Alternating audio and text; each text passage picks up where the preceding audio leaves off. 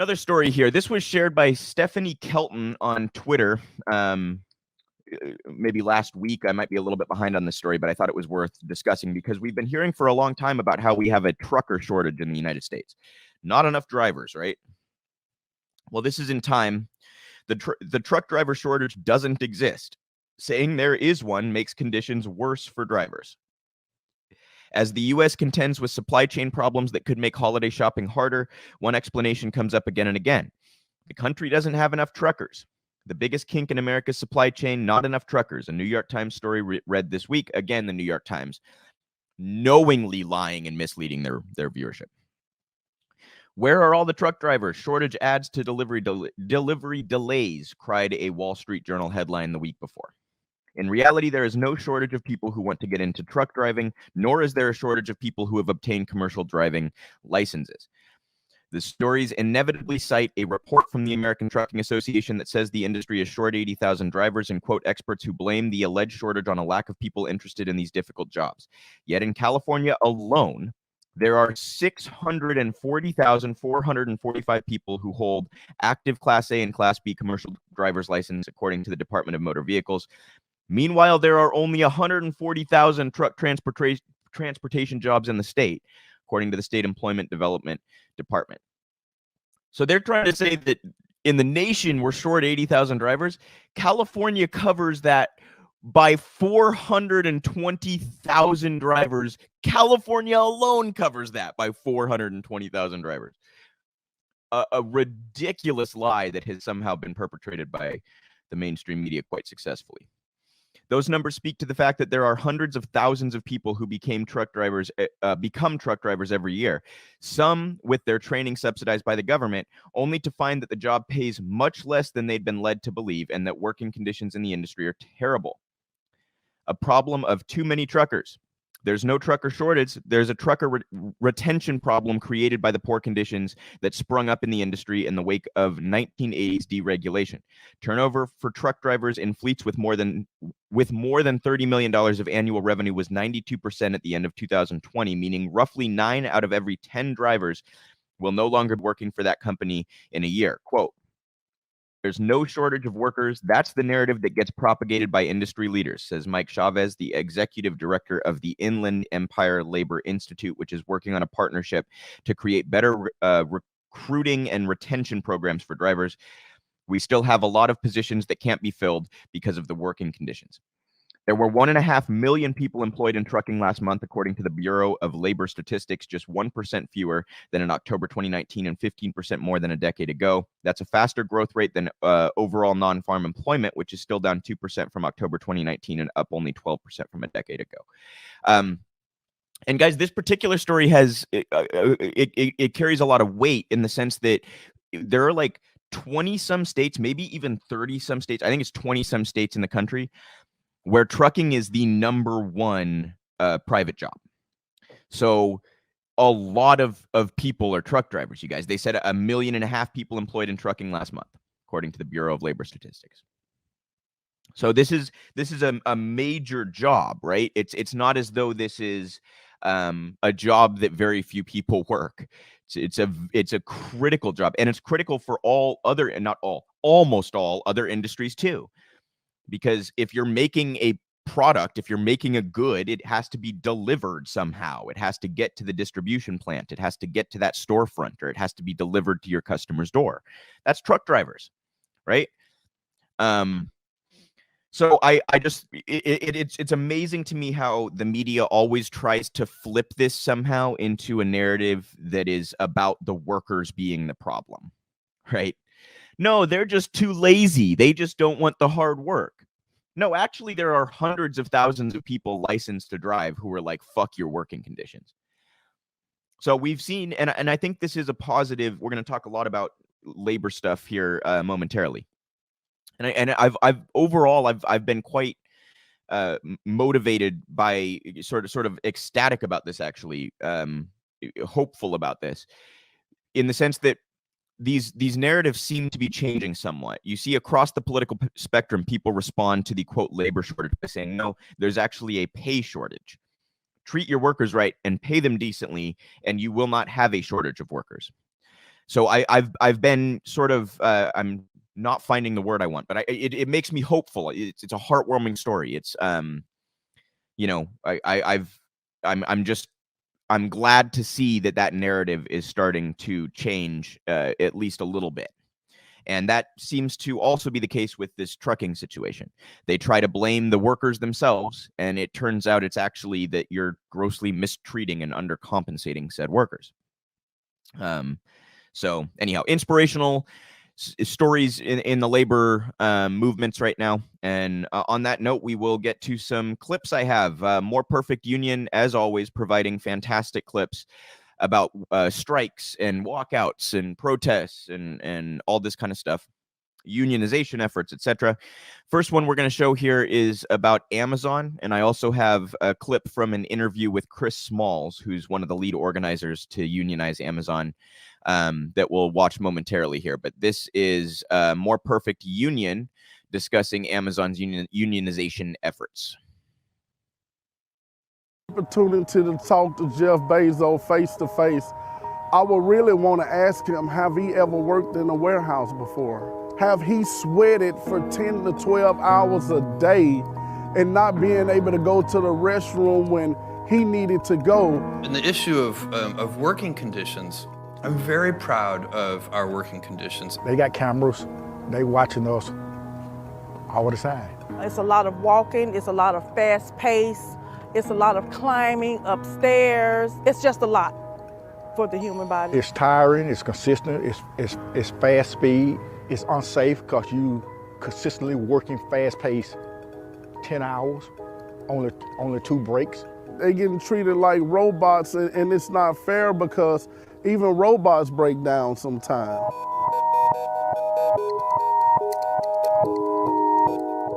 I have issues when ladies are talking about TOT time, time off task, when they have to go use the restroom.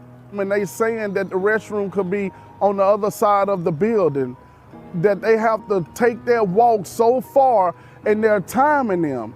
And when they run out of time, people are calling me emotional like, Michael, I'm on last chance. They said it's extremely hot in there. They said they have had people to pass out because of the extreme hotness in there. Who get doctored or get TOT time for going to the bathroom? Who get doctored for going to get water if you need water, if you have to leave off your station? Come on now.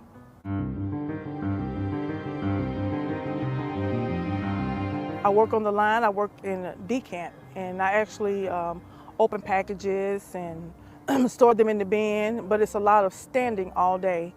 And my day-to-day there is working so many hours without having the breaks that we need. It's really strenuous on the body. I've been to the doctor several times with issues with my own body, with my legs. It's unsafe because you consistently working fast pace 10 hours, only 2 breaks.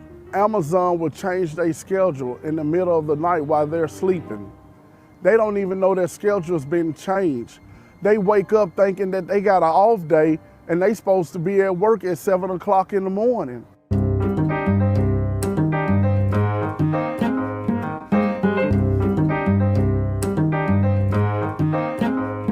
We've been having confirmed cases every week. It's unsafe to me because we don't know who have it. We don't know who we've been around, who have it. I have people with issues about COVID-19.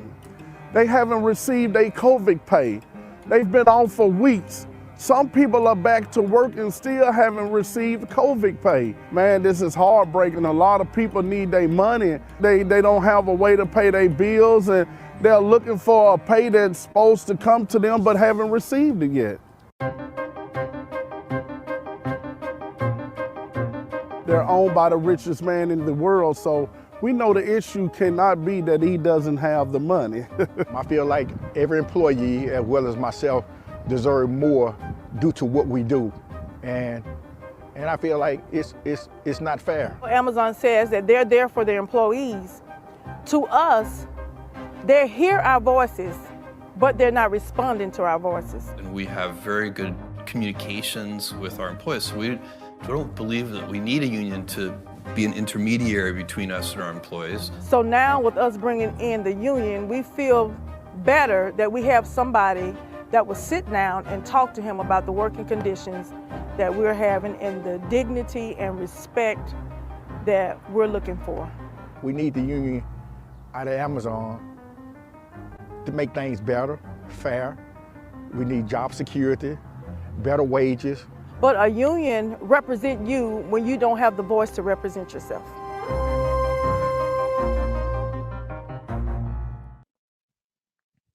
So probably unsurprising to most of my audience that Amazon behaves this way and that these workers have to fight tooth and nail the way that they do, but always worth sharing whenever I see this content. More Perfect Union, again, we're going to have a couple more from them here in a little bit. I just want to encourage everybody to follow their work if you haven't been thus far. They absolutely fantastic work, all sorts of industries all across the country. They cover labor issues.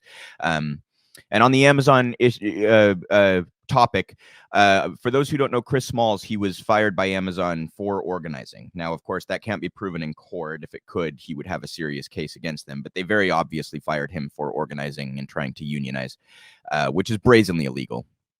And he went on Breaking Points to discuss the current efforts in New York, and they talked a little bit about Bessemer too, and how the NLRB has found Amazon to have violated the law in trying to squash these unions. So this is Chris Smalls on Breaking Points, and then we'll come back and discuss. Now for an update on efforts to unionize Amazon's workforce is Chris Smalls. He is an activist and an organizer. Great to see you, Chris. Likewise. Thanks for having me. Of course, always a pleasure. So just give us an update on your strategy and what's going on in Staten Island. Yes, absolutely. So yeah, we're still in the beginning phases of our fight. You know, I know it kind of was a bummer that we had to withdraw. We had to withdraw because basically our time expired from the time we filed. Just walk people through that a little bit, because there's some people aren't familiar with the process of you have to collect a certain number of signatures and you have to file those signatures. So just take people from the beginning through the process. Absolutely. Yeah, so we filed on October 25th. We had the requirement, the 30% to file. We filed that number.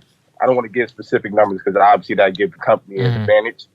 But we filed what we thought was the bargaining unit, and we met our requirements for that 30%. The NLRB then contacted me saying that Amazon wanted to push the hearing back 2 weeks. So, of course, I said, no, we're ready to go. We were originally scheduled to go to court on November 15th. The NLRB then sent me another letter saying that Amazon has filed another motion to push it back. Please reconsider.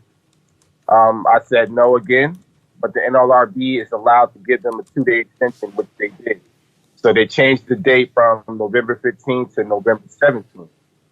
Then the NLRB said, you know, hey, you need a couple more 100 signatures. So I said, okay, no problem. We're allowed 2 days extended to get that amount. So we met that requirement, brought them a couple hundred more signatures within the 48 hour. But within the 48 hour, Amazon also filed another motion for the NLRB to actually to do a card check because they didn't believe that our cards were legitimate. So during that card check, the NLRB determined that we needed more cards. So which I went back to the NLRB office a second time and dropped off more cards.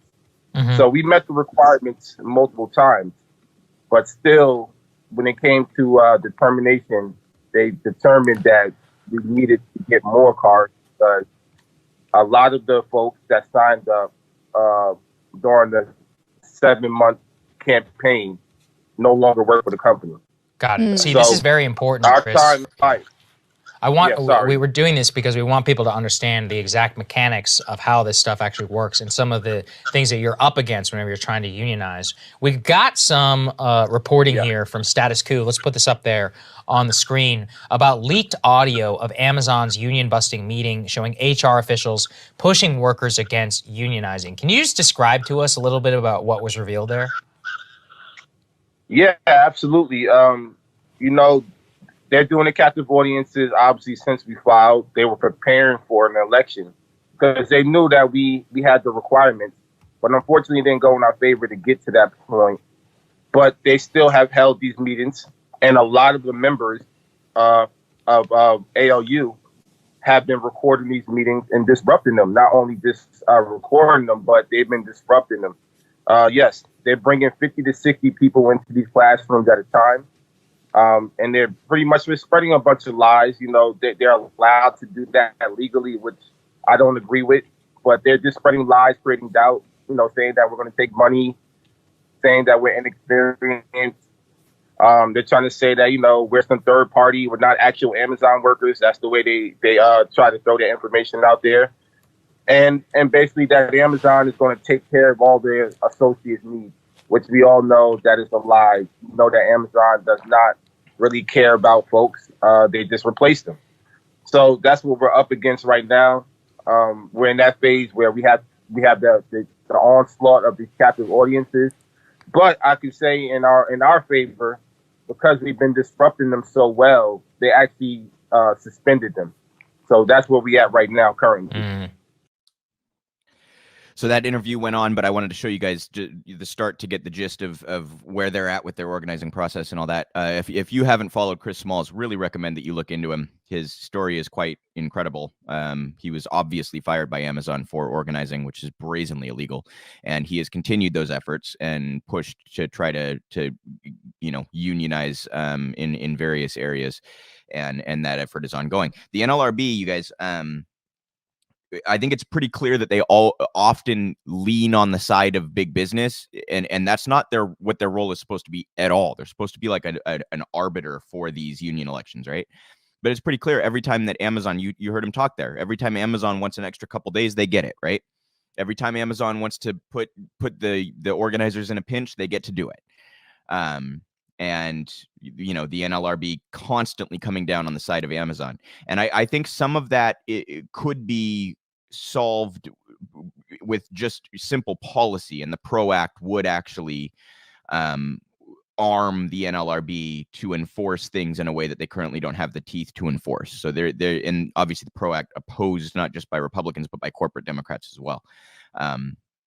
So there's a lot of things that could be done about this, but even the reason I'm going down this path is even the NLRB, which appears to be quite pro big business in many instances, even they found Amazon to have violated the law in Bessemer, and as Chris noted there, suspending them. So this is an indication of just how far these companies will go to try to squash unionization efforts. And I very much support Amazon workers across the country and Chris in their efforts to oppose that. And I also just want to make really clear, if it's not already really clear, don't let Amazon portray themselves as some sort of like progressive, forward-thinking, good for their workers company, because that's what they try to do. I know I say this almost every time they come up, but it's very important. They drive wages down. They try to act as though because they start at $15 an hour, they're somehow progressive and forward-thinking. It's not the case, you guys. Warehouse workers around the country make low to mid 20s per hour on average, depending on the region, of course.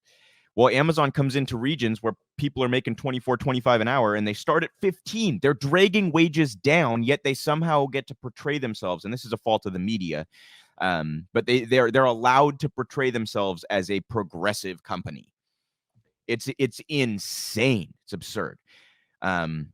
They work their workers into perpetual injuries and health problems, chronic health problems, back, joint problems. You'd be stunned by the number of suicide attempts that happen at Amazon warehouses and how often 911 is called because there was a suicide attempt at an Amazon. You'd be stunned. They are awful to their workers. We know all about, I'm sure many of you remember maybe half a year ago or something, there was that hilarious bit about Amazon trying to deny that their drivers have to piss and shit in bottles in order to meet delivery times and don't get any breaks that they're legally entitled to, and all this kind of stuff, right? Underpaid, all that stuff. Kind of lines up with the trucker story we covered earlier, right? You don't want to drive for Amazon, trust me. So anyhow, I support all of these efforts. I think it's great that we're going after some of these huge companies too. It's not, they're the hardest ones to get because Amazon has the resources to bring in all the top union busting law firms. They have the influence with the press to, Bezos owns the Washington Post, and they have all these ins with DC and big politicians and big media in New York and all this. So they have the leverage in every possible sense to shut this down. And we're still like, no, not fucking scared of you. We're going to unionize. I love it, you guys. It's inspirational. It's one of the few stories that I get to cover that I end up feeling good about. You know what I mean? Most stories in politics, unfortunately, are quite depressing. This one is uplifting and inspirational. And I wish these organizers all the best and hope that we have some good news to bring you on this front in the near future. I have another more perfect union clip. In fact, I have a couple more perfect union clips for you this week, in part because I missed the show last week.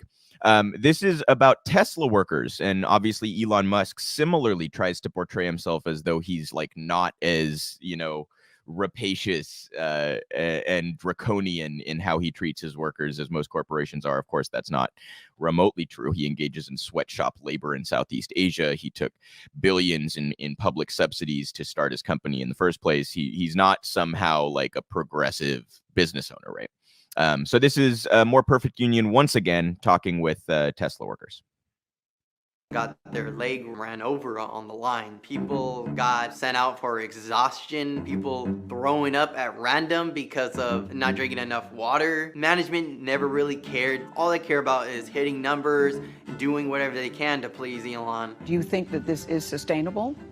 This pace is sustainable? Yeah, so we'll probably have, I don't know, a 3- or 4-fold increase in Model 3 output in the second quarter. I got hurt on seat manufacturing. Pure agonizing pain. I jumped up and my arm was just hanging.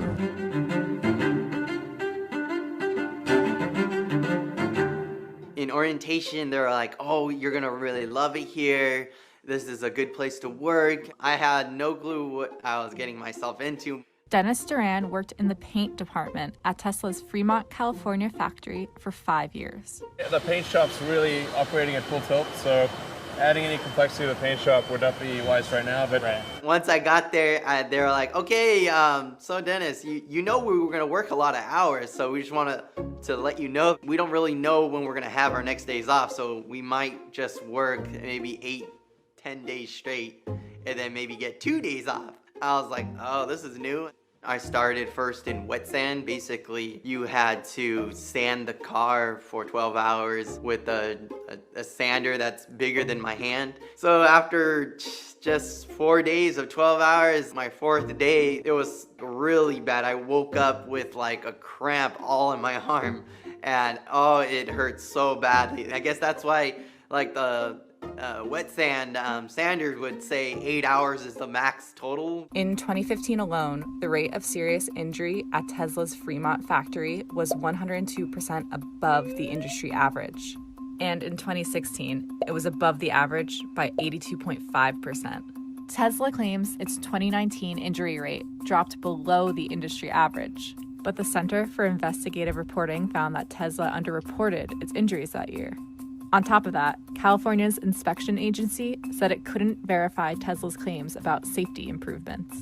Basically, everybody would cut their arms and hands. Sometimes people would bleed off the line and have to run to the bathroom, so it would be a man down, a second person. I would have to stop the line, and once you stop it, if you stop the line there, management come over, would start yelling at you, and they'd be like, why did he cut his hand? What is he doing? Oh, change him out with someone better. Almost like a modern day industrial sweatshop.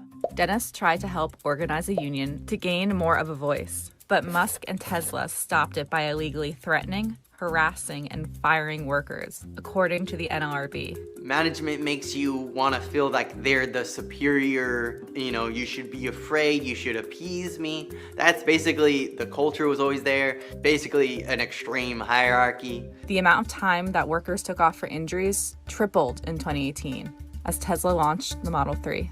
A mass market, affordable car. We need to achieve high volume production.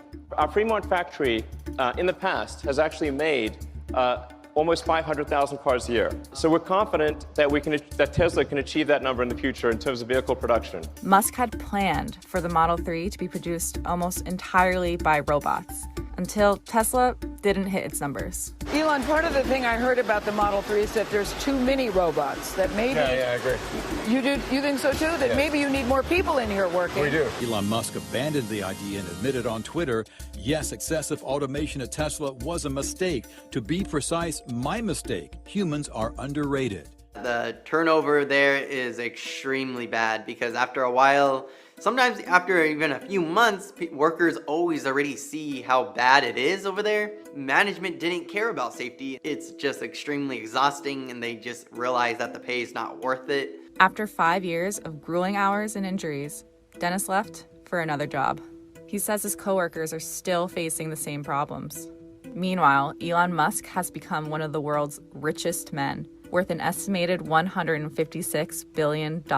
I want the culture to re-change, to feel less intimidating, less stress, more at equal levels, no more superiority complex over workers. I would want health and safety to be above production numbers. I want workers to just come into work every day knowing that their job's gonna be there the next day.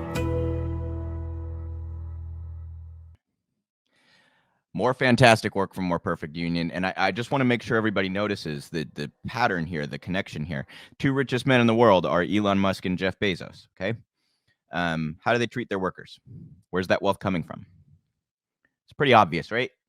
It's really pretty obvious. It's stolen value from their workers. And those workers, you can steal value from your workers without abusing them to this degree, and yet they abuse them to this degree. So this, it's not necessarily surprising, but I think it's very worth pointing out, especially when the owners like Bezos and Musk attempt to portray themselves as, humanitarians on the issue or some sort of, no, I'm not like all those rapacious business owners. Yes, you are. Elon will occasionally try to tweet something that he thinks is progressive, but actually reveals how draconian he is. And this story, again, it's not really surprising, but we got to keep these narratives out there, you guys, because what does the mainstream press do? They don't tell you about this, and when they do, they frame it in a way that's like very sympathetic to big business owners and shareholders and banks. So, and this is also, there's a angle here to the connection to the media is part of the problem, not just in a direct sense, in the sense that like Bezos owns one of the most powerful papers in the world, in the Washington Post, certainly one of the most powerful papers in the country. It's even a little bit, there are implicit ways that, both explicit and implicit, I suppose, that these connections happen from advertising dollars. I mean, how much money does Amazon spend on cable news channels, you guys? How much money does Tesla spend on cable news channels? Well, that works in the same way that it does when Raytheon or Boeing does it, right? These military contractors are buying favorable coverage on military stories by spending money on cable news. I've pointed this out before, but why is Boeing advertising to you, you guys? Why is Raytheon advertising to you? Are you going to go buy a cruise missile? Can you afford a 747? It's insane. There's no logical. They're not marketing a product to a customer when they choose to advertise on cable news. They're buying favorable coverage. And a very similar dynamic happens with, although Amazon and Tesla have a product to advertise, I think the dynamic's very similar. I think they're both trying to sell a product and engage in, the reputation management and all that shit, and also trying to buy favorable and sympathetic coverage from these outlets. So there's a lot of of connections and dynamics that lead the media to be very sympathetic to these characters. And some of those dynamics are quite explicit and obvious and out in the open, right? Financial connections, buying them off, advertising, etc. So, you know, that's why you're not going to hear about this in the mainstream press. And that's why I am so complimentary of More Perfect Union for bringing this to the forefront, as they so often do. And we have a couple more, actually, from More Perfect Union. This one's rather short. This is about airport workers in Orlando who are grossly mistreated by major airlines. So we'll watch this clip and then come back and discuss. Least respected workers at the airport. This is the busiest airport in Florida, which is the 6th busiest in the whole United States. We're underpaid with no pay, sick pay, no retirement pay, and also no vacation pay. We actually have nothing, you could say. We all deserve a better life.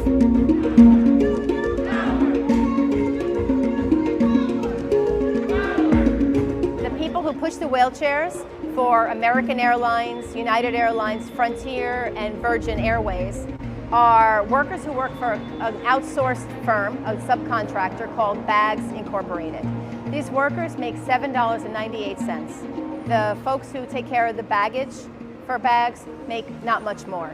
And so they have been understaffed because people don't want to earn that anymore. They end up having to push multiple wheelchairs. They started to get together to say, let's do something, and the company has responded with threats and intimidation. The best solution to a workforce shortage is to pay your workers better. Right? It's not rocket science. Pay your workers better, and you will not only attract the best top talent, but you'll be able to retain them. It's a place of hundreds of people are coming in and out. We are here to serve and do the best that we can and make sure that everyone are safe and happy with our job, what we do.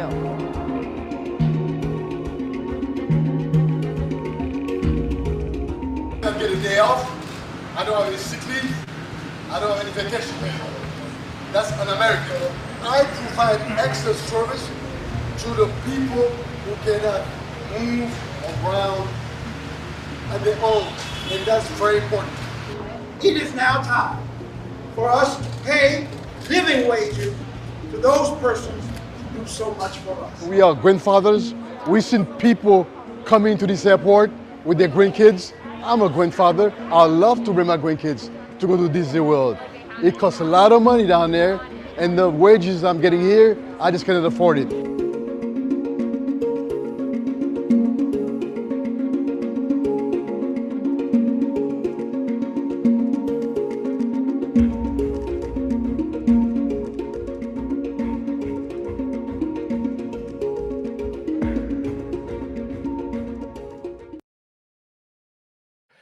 So again, fantastic to see that, you guys. It's not just Orlando. This was a whole a week of strikes for airport workers who cannot have a very good job. I mean, that's, you know, who likes being in an airport, right? And these people literally helping disabled people get around and get to the plane, get on their flight, etc. This to mistreat them, and you know, he says we're kind of the lowest of all the, we're, you know, looked down on as the lowest airport workers and stuff. This whole culture of stigmatizing low wage work and shaming people who do manual labor or do work that we consider unskilled, which is a horrible term anyway, but you know, just the general stigmatization of workers, it needs to fucking stop. These are people doing a very necessary and beneficial service, and they ought to be compensated for it. They ought to be treated well and dignified for it, not stigmatized and looked down upon and abused and undercompensated. So it's just encouraging to see the pushback here. You guys, I don't know if people really realize how rapacious the airline industry is. Some of the worst companies in the country. I know we've been, we've kind of had a whole who's who of the worst companies of this show, haven't we? We've talked Amazon, we've talked Tesla, and I'm going to talk a little bit of Walmart later. We have a who's who of the worst companies in the country, but among them certainly American Airlines, United Airlines, Southwest Airlines, these Frontier, these big airlines who lobby quite a bit with Congress because much of their industry does have like legal regulations to it, right? There are very strict laws about how you can behave on a plane and behave in an airport and stuff like this. So and how airlines are able to go about pricing and price gouging and all this kind of stuff. There's regulations about all this stuff. So airlines spend quite a bit of money buying off Congress, right? Lobbying Congress. So they really are some of the worst companies out there. We also covered how during the pandemic, they waited until the first day. A bunch of major airlines, American was the one that caught the news story for it, but a whole bunch of major airlines did this. They waited until the day that they were allowed to, I'll take a step back. If they took a whole bunch of subsidies from the initial stimulus package, the agreement was you have to keep your workers on until X date, right? It's about a year ago. I think it was September of 2020 or something. Anyway, these airlines, they waited until the very day that they could lay off a bunch of their workers. Did it the first day they were allowed to. So they took a bunch of public dollars with the idea being you're taking this so that you can continue to pay your workers, to keep your workers on staff, to not have to lay off all your workers. And then the first day they laid off a whole bunch of their workers. And then when we had a dip in the pandemic and people wanted to fly and travel again, these airlines started canceling flights and complaining about a lack of labor. You see how on all these issues, they want it both ways. They want to fuck their worker over. And then the second the worker has any leverage at all to say, treat me better or I'm gone, they want to bitch and moan and throw a temper tantrum that they don't have access to cheap labor. On every single angle, they are wrong. The first day they do the wrong thing. They do the rapacious and greedy thing. The very first day they're allowed to, they do it. And it's because they know they bought off Congress. They're not going to face any repercussions for it. So I just want to point out, airline industry, absolutely terrible. And I'm encouraged to see these workers pushing back across the country, airport workers, very much abused and exploited. And I hope to see them have some success in those efforts. And we have one more for you. This is also more perfect union. This is workers at Disneyland pushing back on how Disney treats them, another major company that's quite exploitative and rapacious. We'll watch this clip and then come back and finish out the discussion on labor stuff. In Disneyland, you've seen janitors, cast members die, living in their cars or living because they don't have homes. And that's the story that they don't want to tell, because that goes against the happiest place on earth.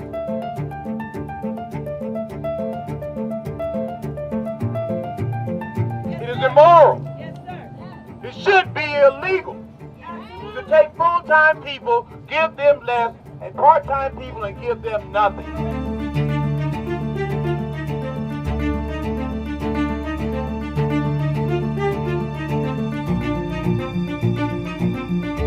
Disneyland Corporation got over $500 million of CARES money and laid off 28,000 workers. Many of them that did not have a dime. Many of them that have not been brought back to work.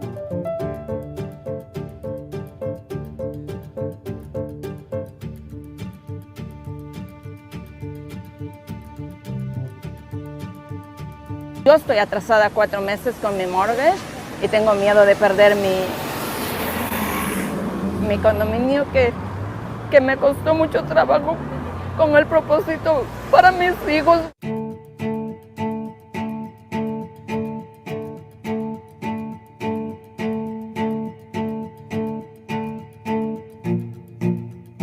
they are using this opportunity in this pandemic to actually get rid of workers and to get rid of workers who might have had some kind of disability, or workers who have a seniority that they feel that they would have to pay them a little bit more than a brand new worker. And we're also dealing with the fact that they don't want to give us seniority pay. So now we have people who've been working 15, 20 years making the same as somebody who's brand new.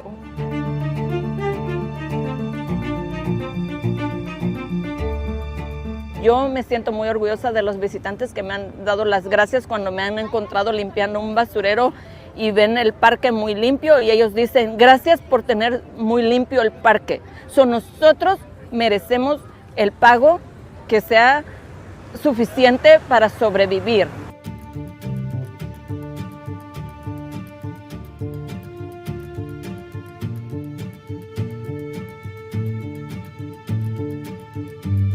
What's going on is basically a joke.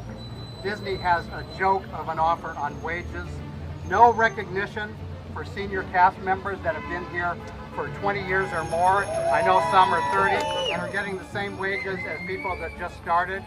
Minimal wage increases, less than 3% for most of them. No increase in some of the premiums. No increase in paid days off for the part-time members. It's a real joke what they're offering. What do we say to that? Okay. Brothers and sisters, we stand with you. When I say union, you say power. Union! Union! Union! Union!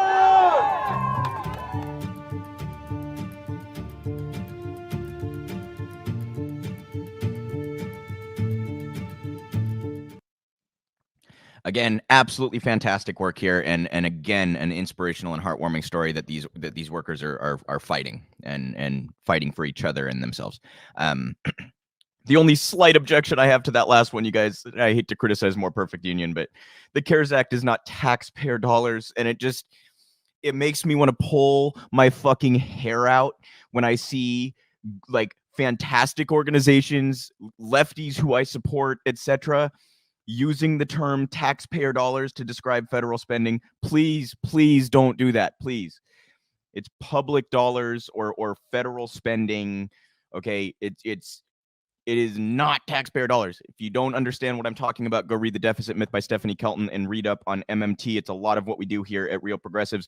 You can go to realprogressives.org for all sorts of educational content on MMT and other issues as well. But please do not refer to federal spending as taxpayer dollars. It basically gives home field away to the neoliberals when it comes to discussing any sort of socioeconomic spending. And we cannot do that. We cannot afford to do that. Okay. So that's my one little critique of More Perfect Union. If they ever happen to see my show, please don't use taxpayer dollars when you're describing federal spending, please.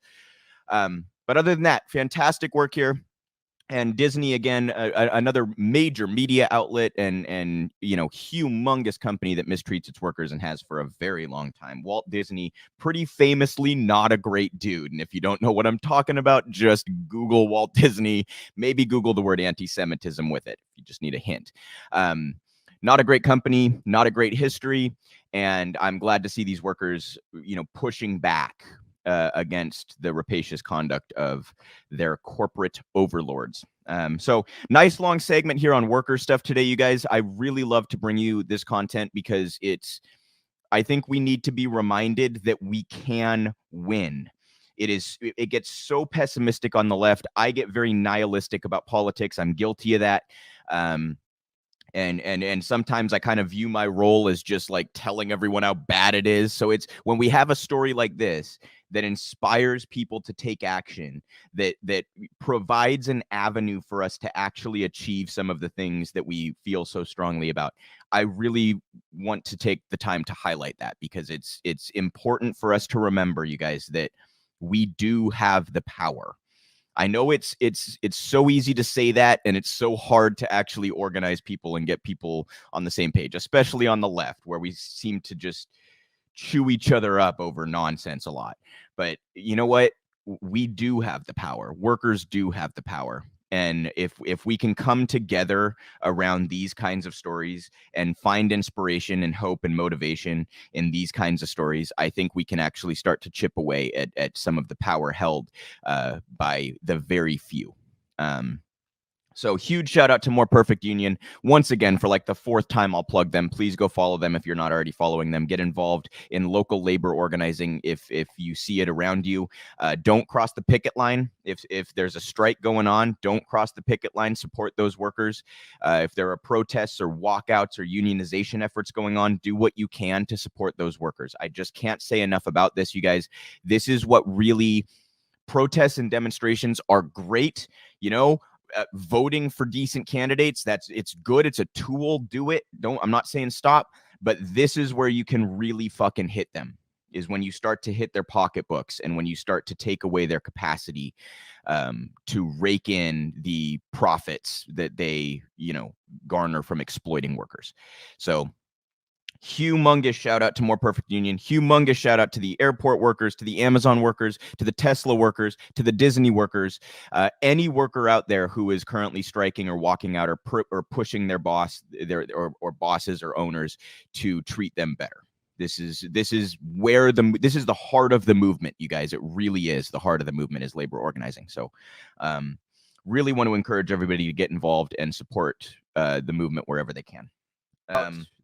So we have a story